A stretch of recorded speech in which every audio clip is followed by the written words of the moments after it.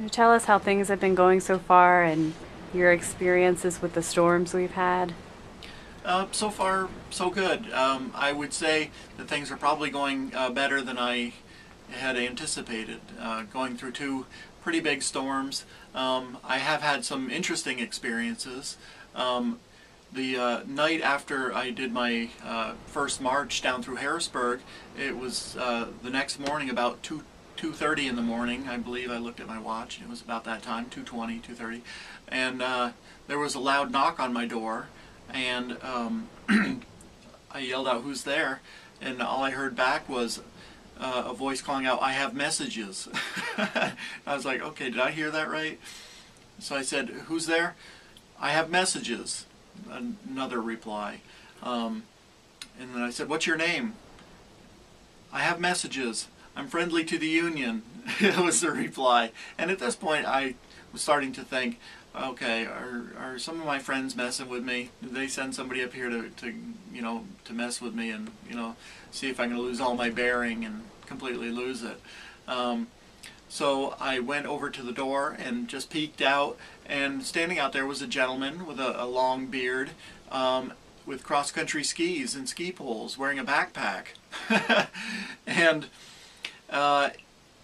he goes into his backpack and he pulls out a six-pack of Trogs beer, a variety pack, very nice. And far be it from me to turn away such goodwill, and I accepted the beer with my thanks, and he strapped his ski poles back onto his hands, and off he went. I don't know what his name was or who he was, why he did that or anything, but it was much appreciated and definitely unexpected. Some of the other unexpected things that have happened. Last night we had another big storm yesterday during the day, and last night it was getting late. It was probably around 8 o'clock at night, and I heard my stovepipe outside shift, and so I wanted to go and make sure that everything was okay out there. So I got dressed, went out into the very breezy wind up here in the park, and I went and checked on it, and everything seemed to be fine. And so I started walking back to this side of the cabin, and I went around a little wide because there was less snow. A lot of the snow had blown off, so there was less to walk through.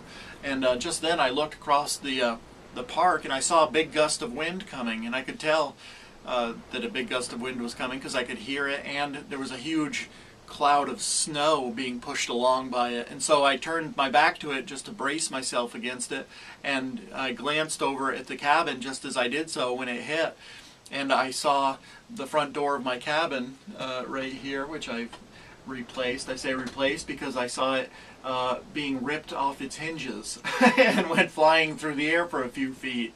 That was quite a shock to all of a sudden be left with no front door.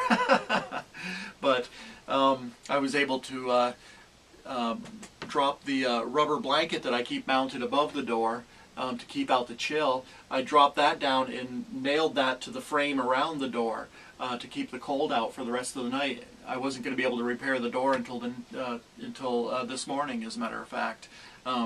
Luckily, Mr. Goodyear had invented those rubber blankets before the Civil War, so I had one on hand, and that definitely saved me a night of shivering.